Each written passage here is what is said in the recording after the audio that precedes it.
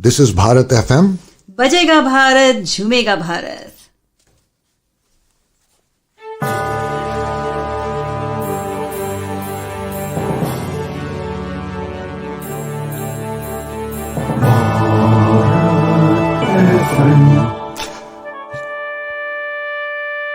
ये है भारत FM. बजेगा Bharat झूमेगा Bharat. Namaskar, Sat Sri Akal, welcome and adab. You are listening to Bharat FM, a one-of-its-kind, multilingual, eclectic provider of entertainment, information and news to Indian Americans.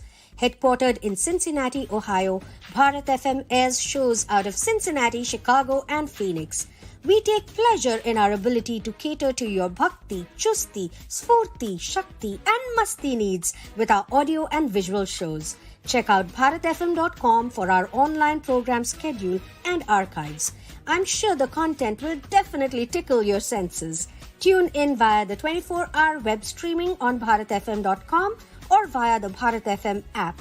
More information can be procured at 513-488-5070. तो नमस्कार, आदाब, सत श्री अकाल, वड़क्कम, welcome. आप सभी का Bharat FM इस कार्यक्रम में जिसका के नाम है रूबरू में तहे दिल से स्वागत है और मैं हूं आपका दोस्त और आपका होस्ट आशीष झा. तो दोस्तों, let's talk a little bit about our guest today.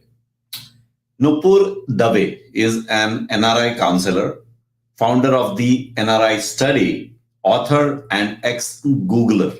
She helps NRIs decide whether they should move back to India or not, and has helped 300 plus NRIs in counseling and millions through her writings and book.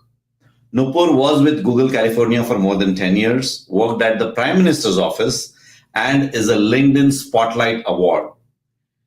You can see more on her website at nupurdave.in. So let's welcome our guest Nupur Dave from Pune, India. Welcome, Nupur. Thank you, Ashish, for having me. It's a pleasure. It's a pleasure to have you on our platform, Nupur, on Rubaru on Bharat FM. And we are really excited to know more about you and your life journey. So thank you very much for taking your time out and being here. Thank you. Sure. So let's start from the beginning, Nupur. Tell us a little bit about your childhood days and growing up as a kid. What kind of kid you were? So, Ashish, I was a very different kid than what I am right now.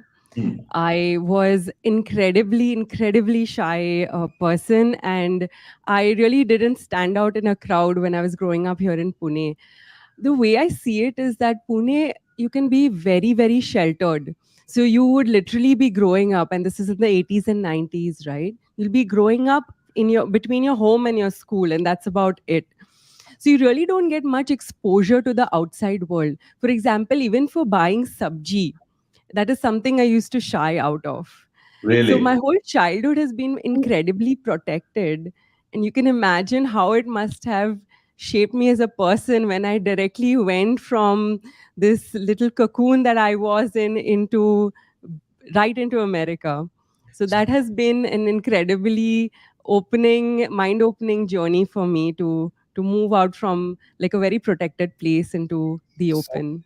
So we will move into that. But before that, tell us a little bit that growing up, what were your dreams? What do you used to like as a kid? Usually what happens is as a kid, you dream different things on a different day. Sometimes you want to become something, and another day you are something else, the third day you are something else. What were your dreams growing up? I wanted to join the army. Oh, really? Oh, yes. So there's a story behind this. In the 11th and 12th, I think that's around where they do NCC recruitments. Right. And I went for one of their recruitment drives in the college that I was at. And I finished the fitness test very well. But when I got into the verbal interview, they looked at my mark sheet and they said, Beta, you have very good marks. Become a good engineer. And Wow. I was very confused. I was like, okay, here is someone who is like, I want to serve my country. I want to be in the army. I like the discipline. And people from the army are telling me, don't join it, become a good engineer. Like, this is not making sense. So Yeah. So was there some kind of inspiration behind you dreaming for that and getting through it? I mean, what was the reason that you dreamt about becoming going to the services, the military services? My grandfather was in the army, Ah, and growing up he used to keep proclaiming that, and this is before that, he was in the times when India was still not independent. So he would just talk about Bharat ki raksha kaun karega, or Hindustan ko chhuda do. And all those little talks really influenced me, because at that time I felt like I have that discipline to become a very good, addition to the Indian army. And looking back now, I feel like maybe there's a difference between fantasy and reality of it. So, uh, so what were your hobbies growing up? I was always into sports, and Ashish, the more we talk about this, you'll see how that has influenced my later decisions. Where I had founded the women's cricket team at Google, which is the first women's cricket team in the Bay Area, in corporate. Growing up, I was always a very high energy kid, and I remember an incident which I'd love to narrate here, that I was in school as a very chubby kid, the type who would eat milkmaid out of the can and eat Amul butter just like that. So I wasn't a natural first choice for sports, but I was so interested in it. There were two teams. There was what is called the chosen team and the unchosen team for sports. So Mhm. in basketball, the chosen team was, say, 15 girls who used to train thoroughly and separately and seriously, and the unchosen would just hang around doing nothing. And I was so interested in the chosen team that I went and I stood next to the coach and I said, "Sir, I'm not moving from here till you make me join the team." And you can imagine, this is a very, very shy kid who is ultra sincere, sits on the first desk, doesn't have courage to speak anything, but she went to the coach and was like, "No, I want this." Wow. And I feel like when I look back, that was the first seed of what we can see is, if you are passionate about something and you go and stand your ground and ask for it, you will get it. So what that led it was, I did train with the women's basketball team in my school, but I went on to become the captain of my college basketball team then. So it was an interesting Nice. experience. That is awesome. So that is really good. So let's Yeah. move on to your college days. As you mentioned, college. So in India, what happens is when you are just about to uh, get into college, there is always science, commerce, arts. You have to choose, right? Yeah. So with the dream of getting into military or becoming a sportswoman, what was going through your head when you had to choose your career at that point? It was very clear I was leaning towards sciences. But the thing is that everybody was going in for computer science.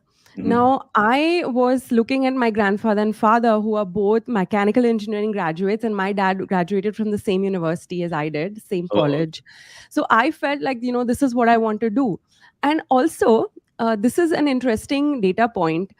My sister was studying computer science, and I had opened her books and seen it, and I had seen all these linked lists and graphs and things that didn't make any sense to me at that time. I'm like, what is this? It's so abstract. yeah, And I felt so attracted towards mechanical engineering because it's so real. Like when you talk about an engine, you can see that engine, you can see how it's moving. right. So that is what attracted me towards it. By that time, I had dropped the dreams of joining the army because the reality of it struck to me. And Okay. you know what happens in India is, like, you start moving with the crowd, you start doing what others do. That's right. And that's what I did with Okay. respect to whatever happened after that, just doing mechanical engineering and then taking the GRE and going in for a master's. So Okay. that's how it went. So when you were doing your mechanical engineering, you were focused on becoming a mechanical engineer. That is where that I believe that is the reason you are doing mechanical engineering, right? Yeah, but do we think so much at that age? We probably don't. I think kids these days may be more smarter and more aware.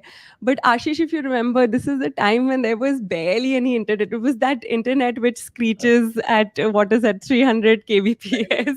Yep, that is true. We had that kind of internet, no phone, no WhatsApp, obviously. So Mm. this was a very different age of information where you're just doing what, what opportunity you've got. And that's what I did. I didn't do it with a bigger goal in mind. I Oh, just knew that I like it and I'm going to do it. And it actually paid off in a sense that because I liked it, I did very well academically, which then opened more doors for me later. mm. So, yeah. Yeah. So did you do your engineering in Pune as well? You Yes, so I mentioned. went to College of Engineering, Pune, which is, I Yep. believe, one of the oldest, three oldest engineering colleges in India. It was founded in 1857. Oh, wow. Okay. Very nice. So, anything from your college days that inspired you, or any incidents that you would want to share, which has influenced you as a person from your college days? Absolutely. And, this is, it's kind of on a sad note as well.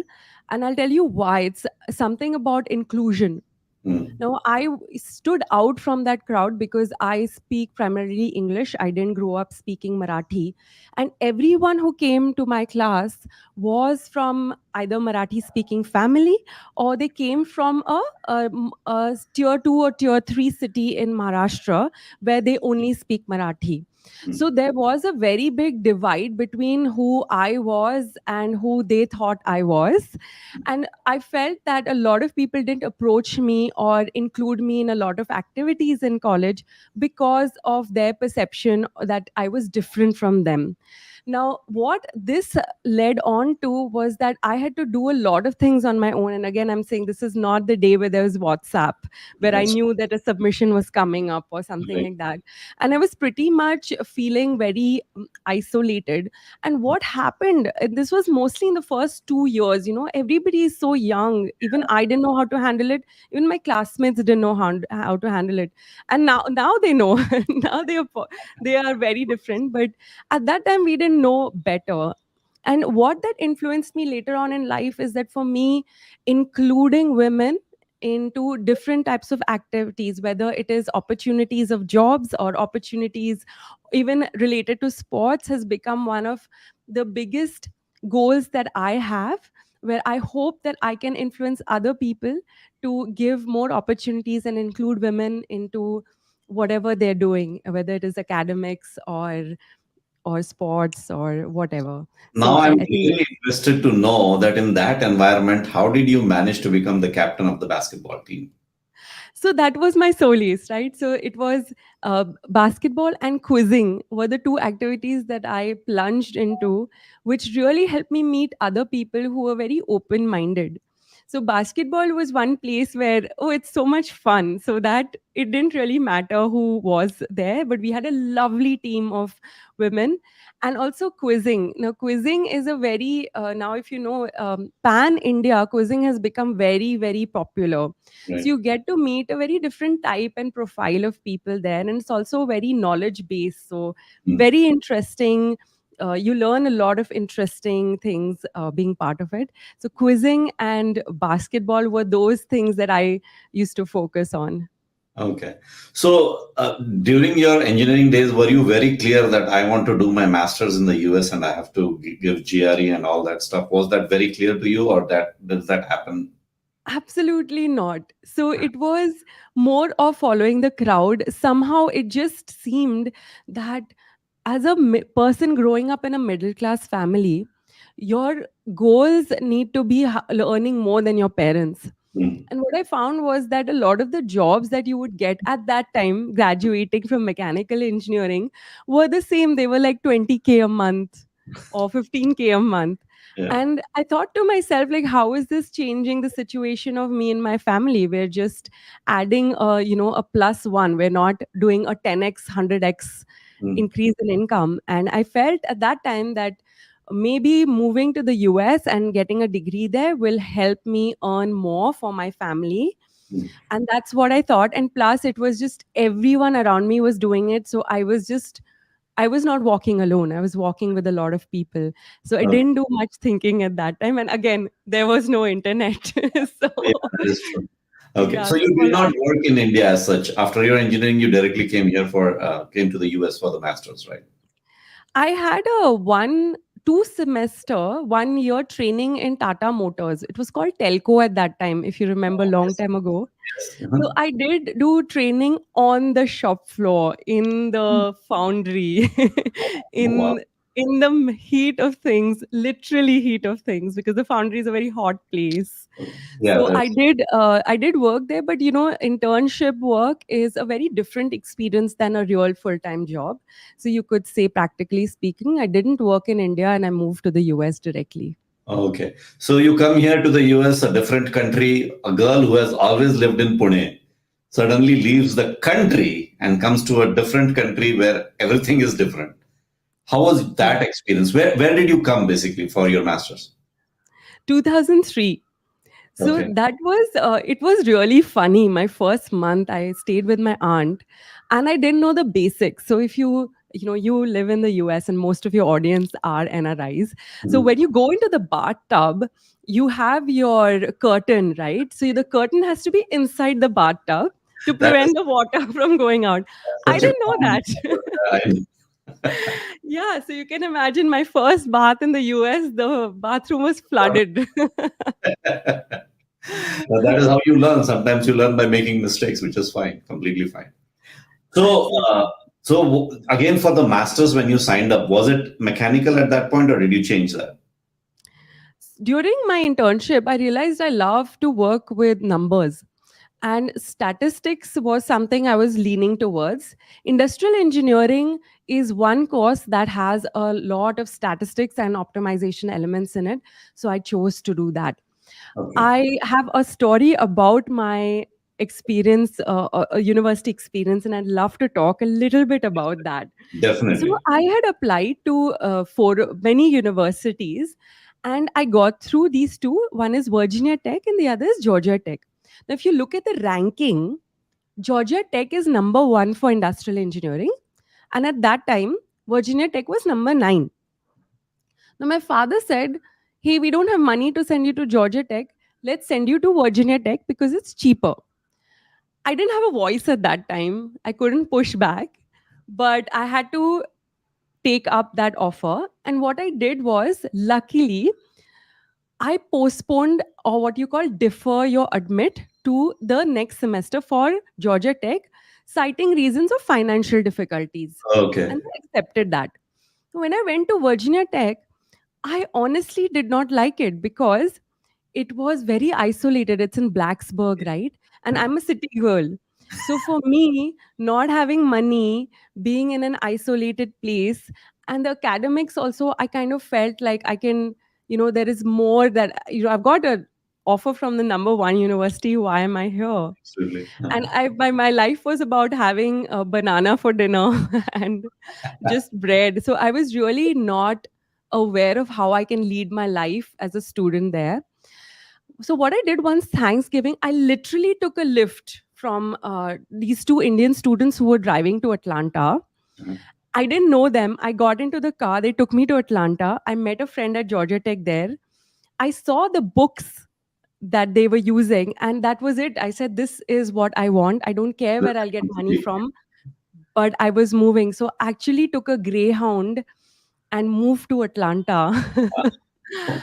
and got into the university of my choice. So the story that I tell this reason why I tell this story is for people to learn that never give up. Never give up. And and Never and give up. and I think also that don't think too much about the future. Things will automatically fall in place, is what I believe in. If you show the courage, things will fall in place. It will happen. So that was very courageous of you. Plus one to that. Yeah. Yeah. So now you are at Georgia Tech. You are doing your industrial engineering. What after that?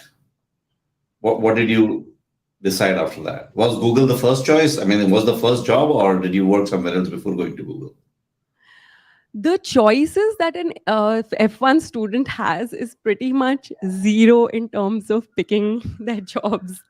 That is Because, especially, I'm not talking about engineers, but for industrial engineers, it's like, you know what, give me any job. I just need my H1B sponsored. that is So true. I actually went for an interview with a company that makes blinds. the curtain blinds. Yeah, yeah, yeah. Yeah, and they took us in a limo somewhere to Pennsylvania, and they interviewed me, and I had no idea why I'm interviewing with a company that makes blinds, but because they were willing to sponsor H1, I didn't care. Of So course, yeah. luckily they rejected me, but I went on to find an opportunity in a local ERP company. So no, I did not join Google right out of college. I had to change two jobs Okay. before I got that opportunity. Okay. So after working couple of years in these two companies, what was was Google your choice, or did they reach out to you? Were you kind of a woman that I have to work for Google, whatever happens? Everybody wants to work for Oh, Google. yeah. So they didn't reach out to me. If you This was in 2006 2007 when Google was just expanding and they had opened in Atlanta. And it's interesting that I always was like, why would Google hire me? Like, why would they? I mean, it was just resignation. It's like you won't think about it. Right. So what I did was that I submitted my resume in 2006 to a friend of mine who worked there, and nothing happened. The next year, I was very, very sure that I want to work with numbers and something related to pure industrial engineering and related to statistics. So I kept pushing, I kept applying to companies. And one fine evening, I just opened the Google website and I dropped my resume with thinking that, mera kya jata hai? Uh-huh. Like Yeah. they're not going to call me anyway. So I might as well just do whatever. And then I got an email from a recruiter the next day. I honestly thought it was spam. I thought someone was playing a joke on me. Okay. So Yeah, so you that's got, how it went. yeah. So that's how you got into Google, right? Now, as you Yes. mentioned, everybody wants to work for Google, and everybody would like to know your experiences at Google as well. And you have spent like 10 years at Google, and you have achieved a lot, you have done a lot. So, this is where we want to spend the majority of our time to understand your Google experience. And after that, we'll come to the next stage of your life, why you are in Pune. So, tell us a little bit about your Google experience for the 10 years that you were there. At that time in 2007, getting into Google was a novelty, Of course, yeah. especially in a city like Atlanta. I remember once I went to a party and there were about 30 people at the table. It was a very long table.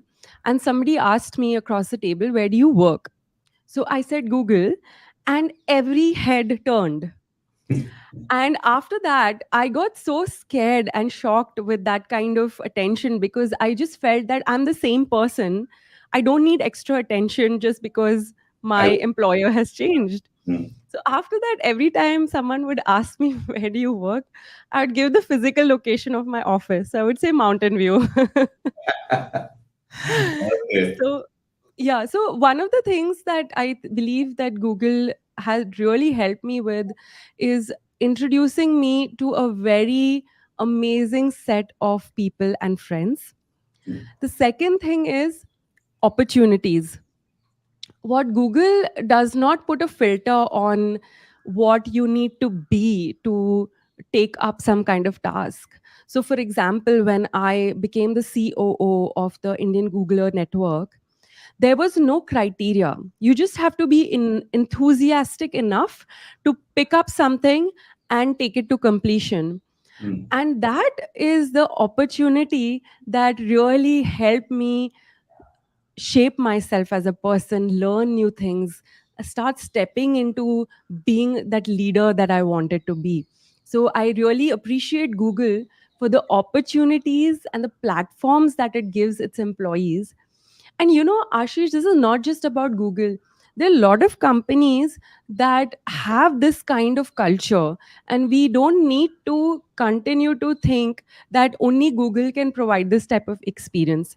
The reason I'm saying that is because then it becomes like getting into that IIT, like there are people who think are devastated because they didn't get into an IIT. Mhm. And it's similar. People think that Google, this is it, there's nothing apart from it. And I want to put those minds at ease that you can get very similar experiences. So many other companies that are now sprouting up and have a very similar culture, Right. very similar perk system as Google. That is true. So tell us Yeah. about that cricket experience that you were talking about. That happened at Google. So tell us a little bit about that. So going back to the two stories I told you about being included Yeah. in college and also being very enthusiastic about sports, I really felt that women are not playing as much sports as they should or as they can. And one of the reasons is they don't find people to play with. So every time I would play basketball or football with some a men's team, I would end up getting injured or I would never get the ball. So I really felt like, as being the CEO of the Indian Googler network, I had the resources and a little bit of budget and funding that I could procure some t-shirts, a kit, and also get a coach for us. So that's how I launched the cricket team. And I narrowed down on cricket because it's a very interesting mix of one is that Indians are very passionate about it. So all Indians know cricket. You can't say that for basketball. The second thing is you really don't have to know cricket to be included in that team. Unlike, say, Mhm. basketball, like you have to learn how to bounce the ball, or maybe football. Yeah. In cricket, you can be a fielder, anyone can be a fielder.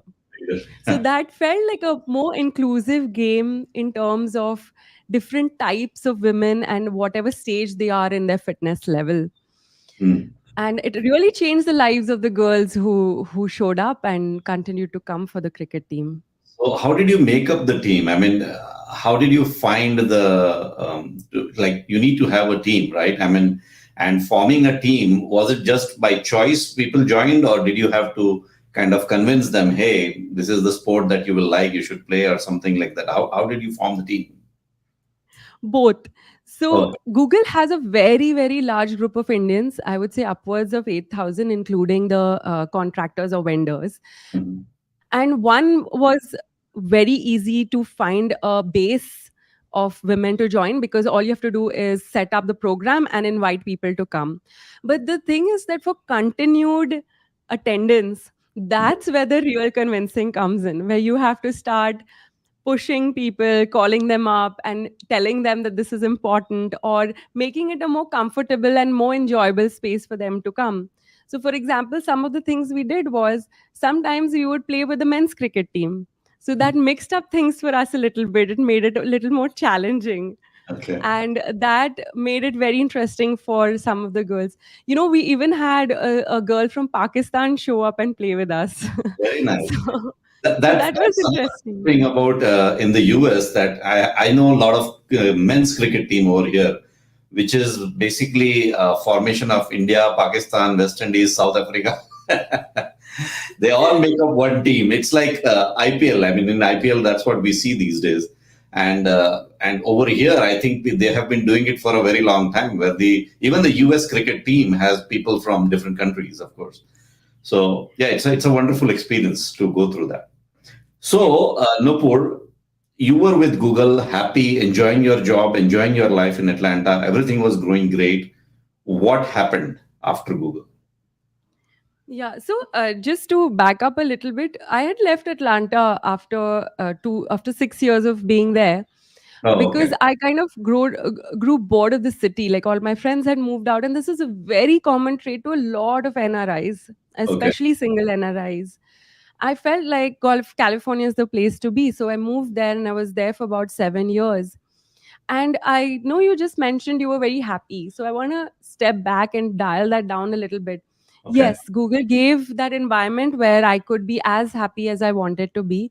But Ashish, there was some point where I was thinking there's something missing in my life. I have done and tried everything I possibly could, but there was still such a longing for India that I ended up visiting India twice or thrice a year. I Oh, mean, I don't know how I found those vacation days, but I somehow clubbed them with office visits here and there.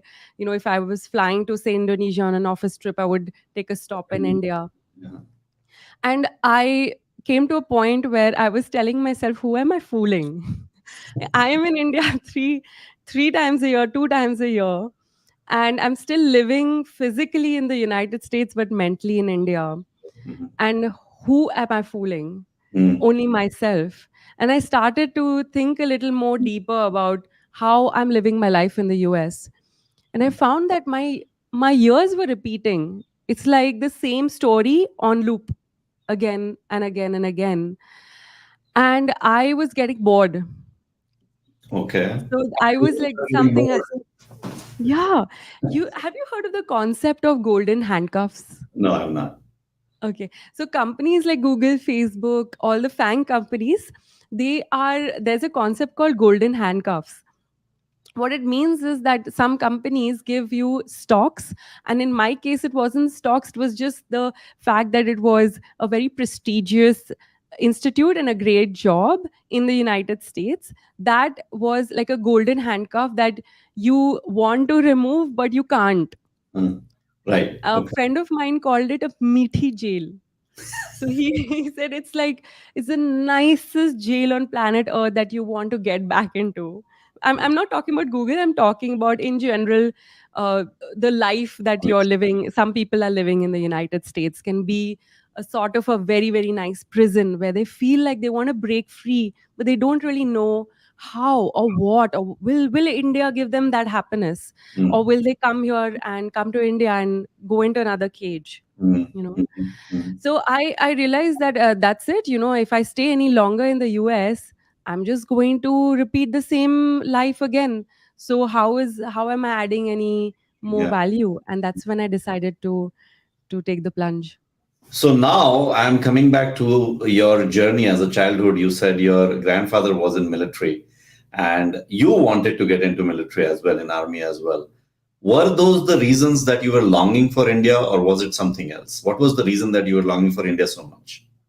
It could be, the seed of patriotism was so deeply buried in me by my grandfather that I believe that may have sprouted more when you're away from the country. Hmm. And just the longing for my country, my people, I want to do something for my country.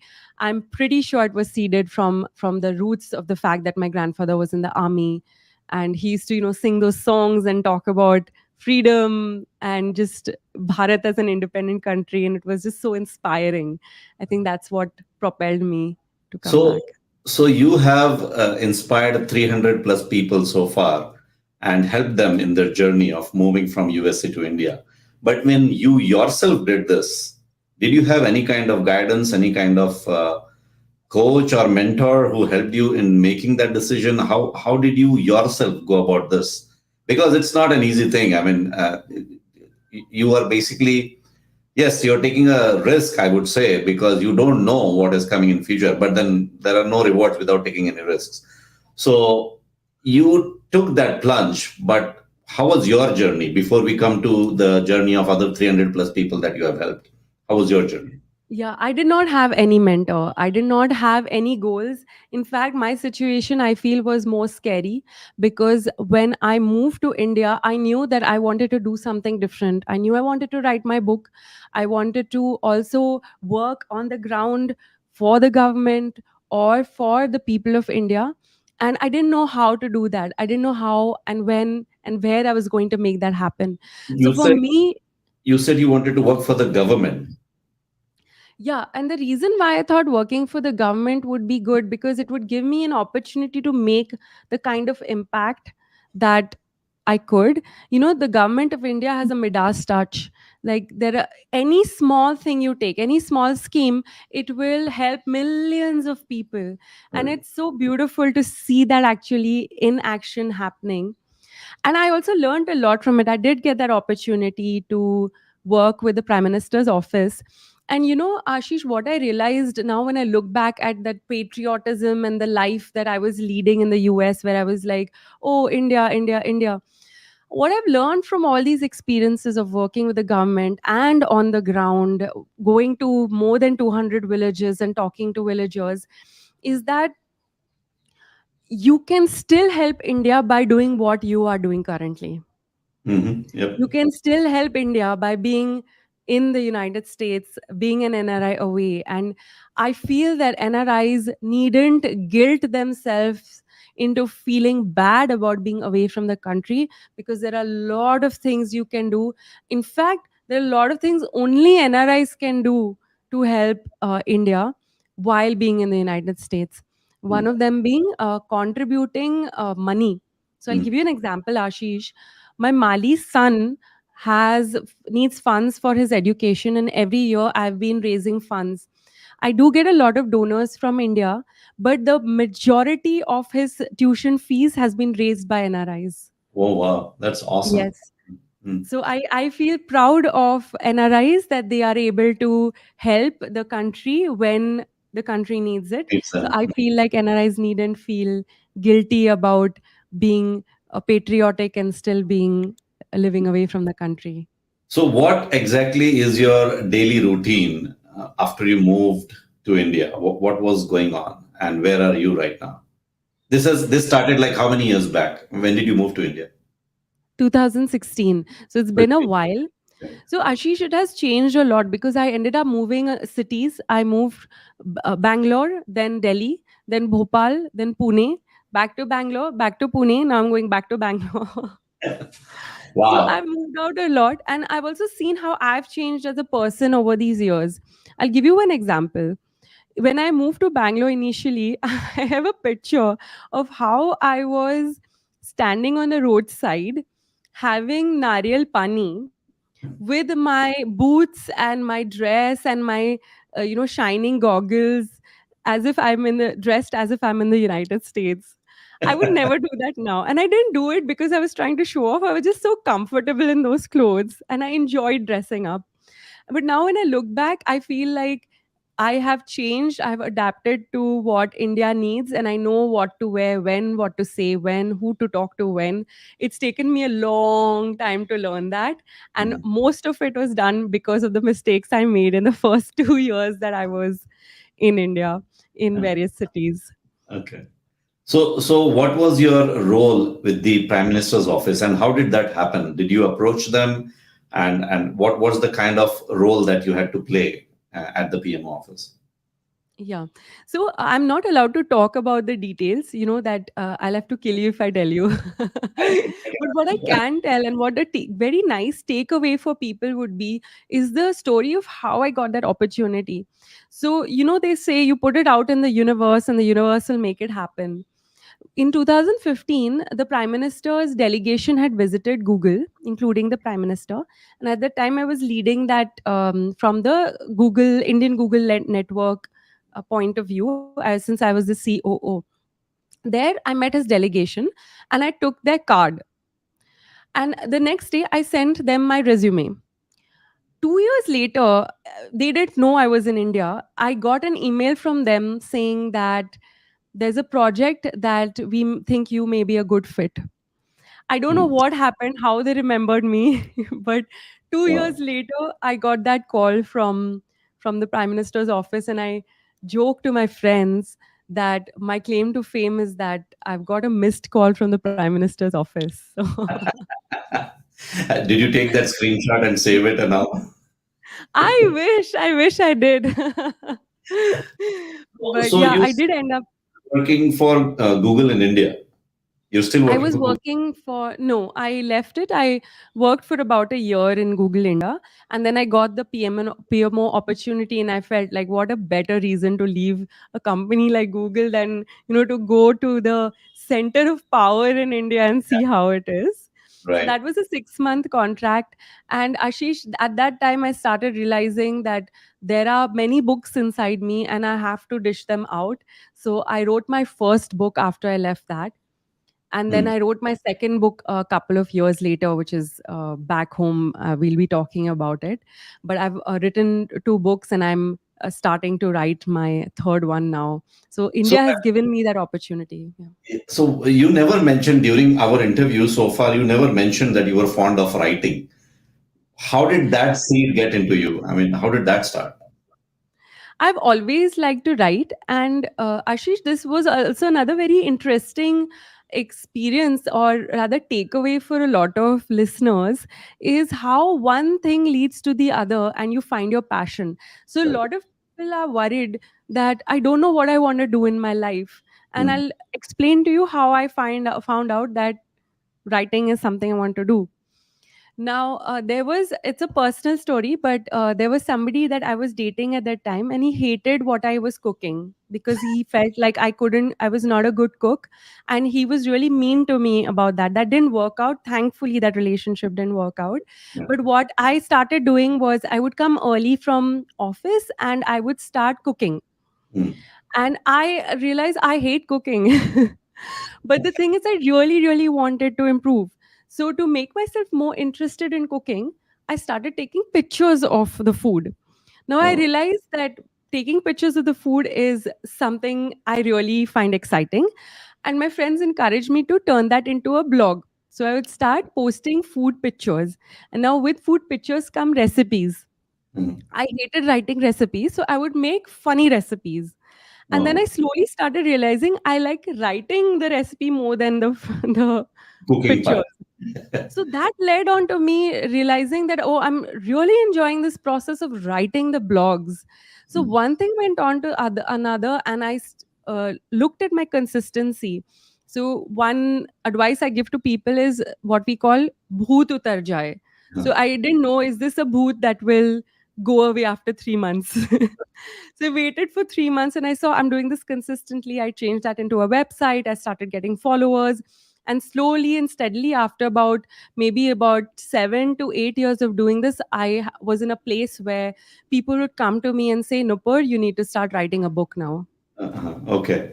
So how has the feedback been with your book so far? Two books so far. My book on returning to India has amazing reviews on Amazon. I am not marketing it. It's just there. It's going word of mouth. People really like the candid way and the fast read that it is.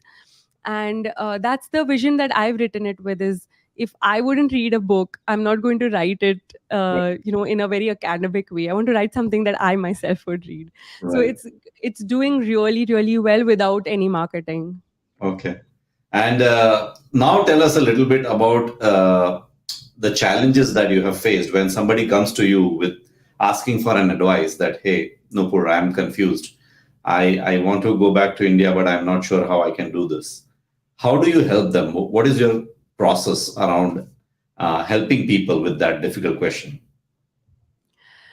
Ashish, it's very unfortunate that people are so scared. Their base feeling is fear. They are just scared that, are they going to make a mistake? Are they going to regret it?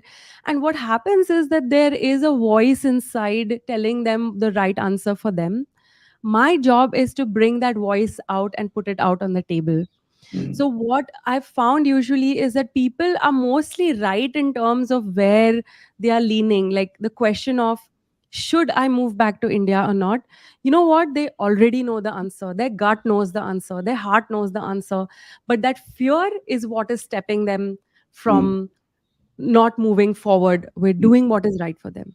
So, what Yeah. I do is my process is about understanding who they are as people, what their priorities are, and then bringing out those options based on what experiences I've seen. Because I have a lot of experiences pan India, pan career also. I'm able to advise them on what kind of career steps they need to take, on what kind of locations they need to consider, and also bust myths about job, about working here in India, and also about salaries, which I believe NRI is a little bit out of touch with salaries in India.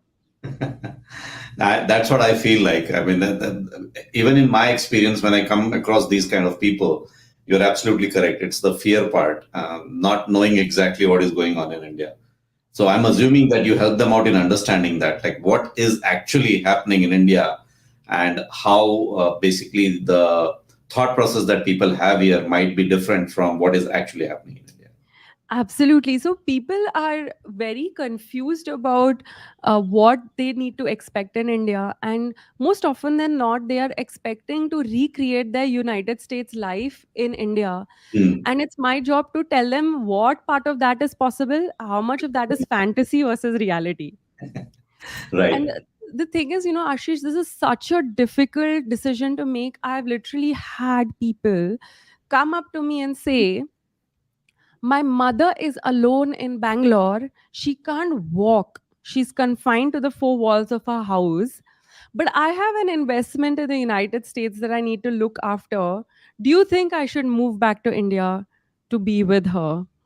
That's a wrong And question, I would say. yeah, the approach is completely wrong, because if your mother was your priority, and we're not judging here, right? It's just the question that she probably really, really doesn't want to move to India. Otherwise, she already would have gone.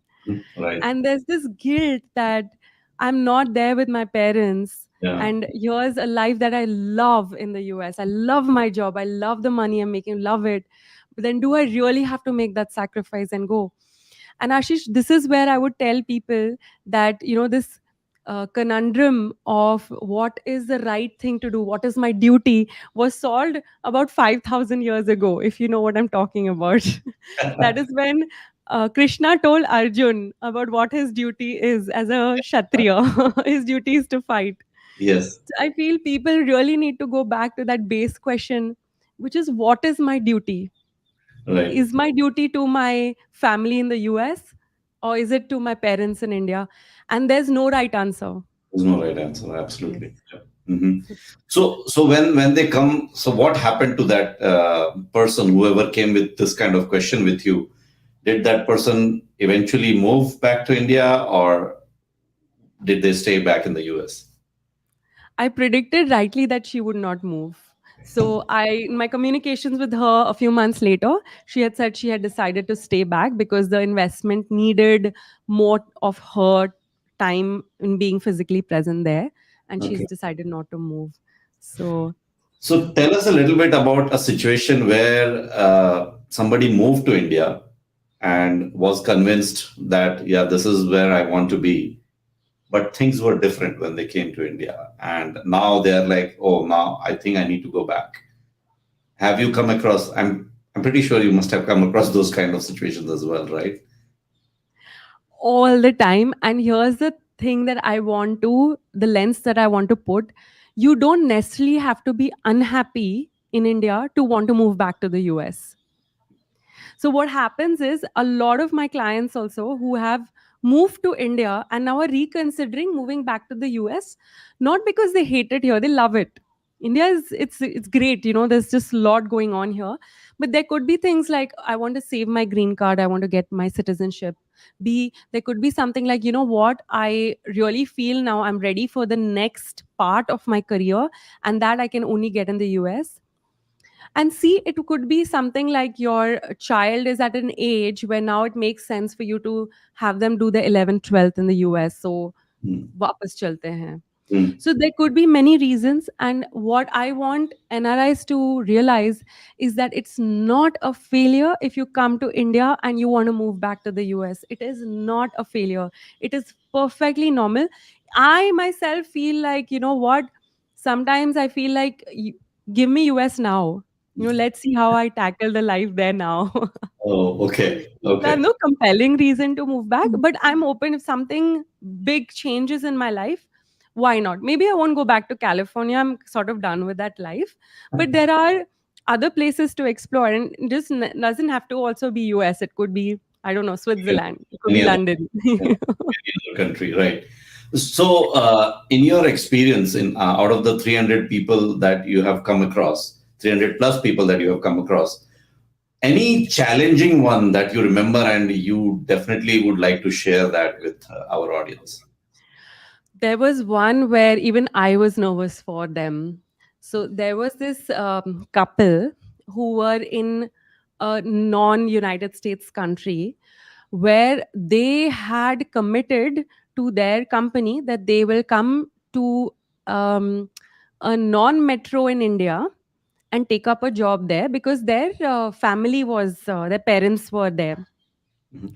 Let me make up a name. Let's say it's Trivandrum. Mhm. I don't want to give the real name of the city. Now, this person was getting the chills because they loved the country they were in. They just absolutely loved their home. They loved their life. They loved the school their child was going to. They really didn't want to leave it. And here they were stuck because they had committed to their company, and their company had fought for that person to be in the Trivandrum office. So now it's a question between knowing that you don't really want to move to India versus keeping your job with these people that you want to work with for the next 5 to 10 years, because that person was in a very niche industry. So Mm. that was a very challenging one. I remember we took long hours to sort it out. But the conclusion was we were trying to make him get out of that India commitment.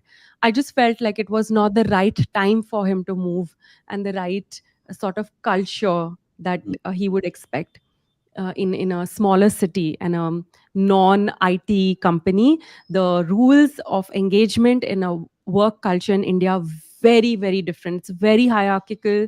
I didn't feel that that person would enjoy it. I felt he would just hate his life if he came here. So Mm. so yeah, that was a really tough one. Okay. So now tell us a little bit about your book. I mean, you already mentioned that it is doing really good and people are appreciating in the, yeah, back home. All right. Yeah. So tell us if there is any excerpts from the book that you would like to share, like why people should be reading this book, other than, of course, the basic topic of being confused of moving back to India. What is in this book that a reader would get attracted to and why they should read the entire book? There are many funny anecdotes, and I'd like to narrate one, and it's the style that I've written it in. So that's one attractive portion. So, for example, Ashish, in the United States, you always keep the door open for the person behind you, right? Yes, yes, And you also you let the woman go first. yes. Uh-huh. So you Right. get so used to that in the US. When I came to India, I came to the Google office in Bangalore, and I hated it because people were slamming the door in my face when I was right behind them. I was like, what is this? Like, how dare they? This is so rude. Still And rude. there were times when I was like, what kind of culture have I come into? I should just go back to the US. Like, people don't keep the doors open. And once what happened, I decided that I'm going to be the bigger person, and keep the door open. And I kept it open and I was just standing there. Like, people were just coming, like, nobody's stopping.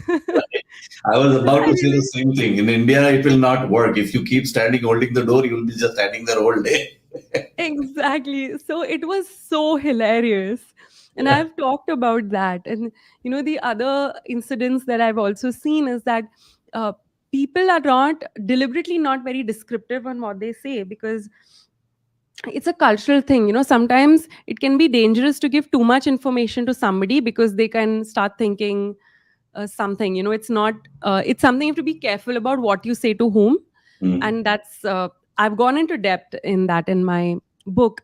But the thing is that a lot of people answer generic things. Like, you ask them anything, they'll say acha hai, how do you like the movie, acha tha, direction kaisa tha, acha tha, पसंद आया अच्छा था. So every answer will be अच्छा था.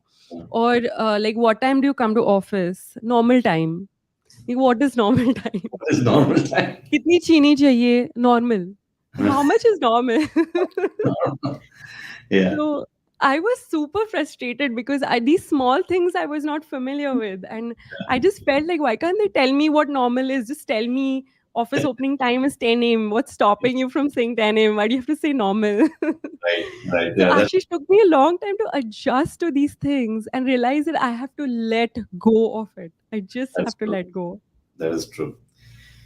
So, Nupur, we are almost coming to the end of our conversation. And what I would like to know from you is, although the pandemic has clearly shown that every plan, every strategy can go down the drain completely based on what nature decides. But you still, as a human being, you still dream, you still make plans, and you still think of future because that's natural. We want to, because if you don't have a plan in place, it becomes difficult to function, difficult to execute. So, what does Nupur Dave has in mind right now, based on where she is right now? What are you thinking? What are your future plans? Where do you want to be? What do you like to do in the next few years?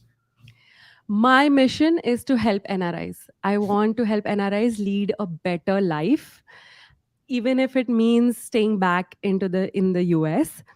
The other thing that I want to also bring light onto is the life of single NRIs and the difficulties that they face in the Mm. United States or abroad or anywhere. So, Ashish, my next book topic is about the life of single NRIs and their difficult journey on dating and marriage and the decisions that they have to make. And I hope that all this information helps them feel like they have somebody who's got their back and somebody who knows the problems that they face, and that there is hope at the end of the tunnel. So, Ashish, my goal would be to expand in a way that I can help more and more people through my writing, through my YouTube videos, maybe group programs in the future. But I'm working with a single minded focus on getting that out to NRIs.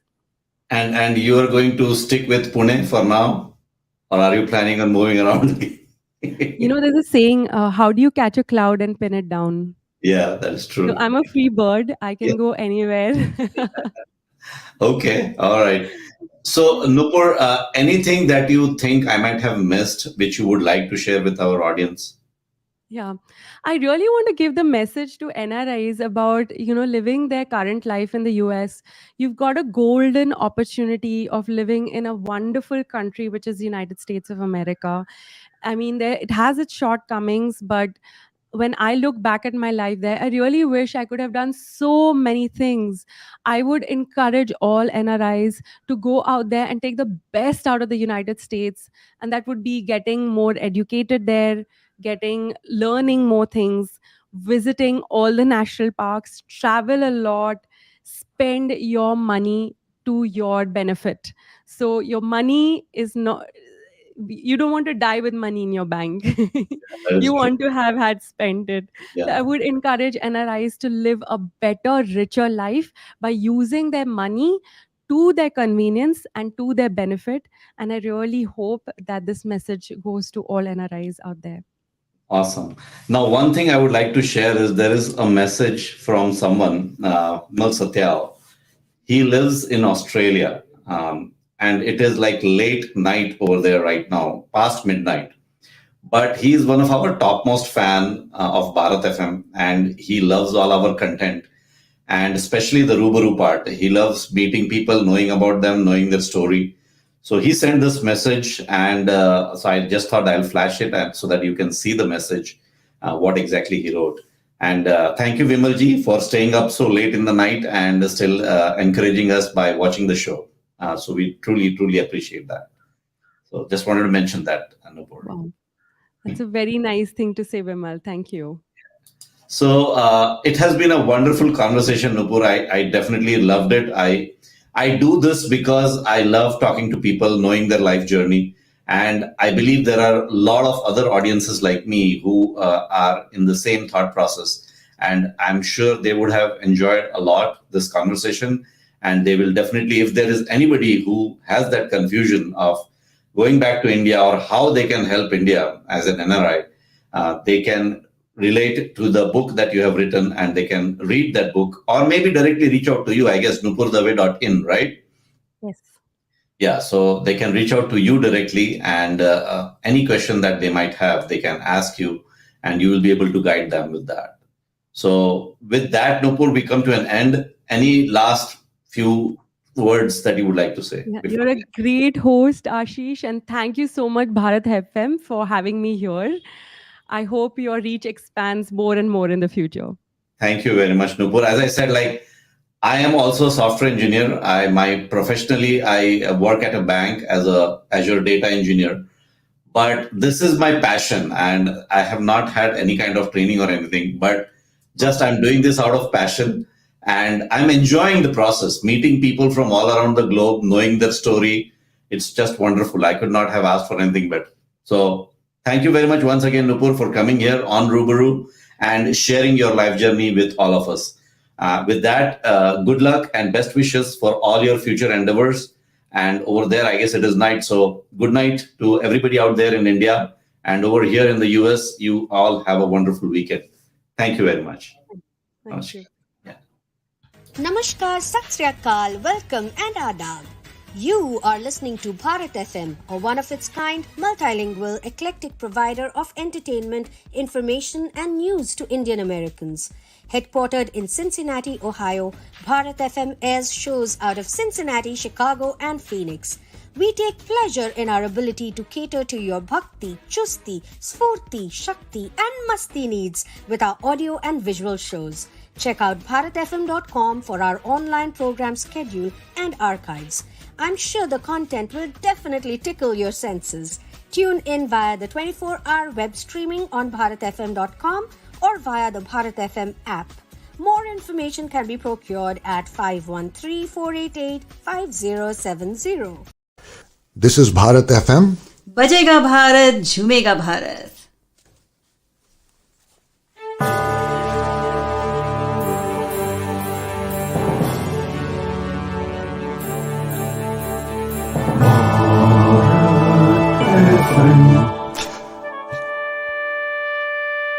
ये है Bharat FM. बजेगा भारत झूमेगा भारत.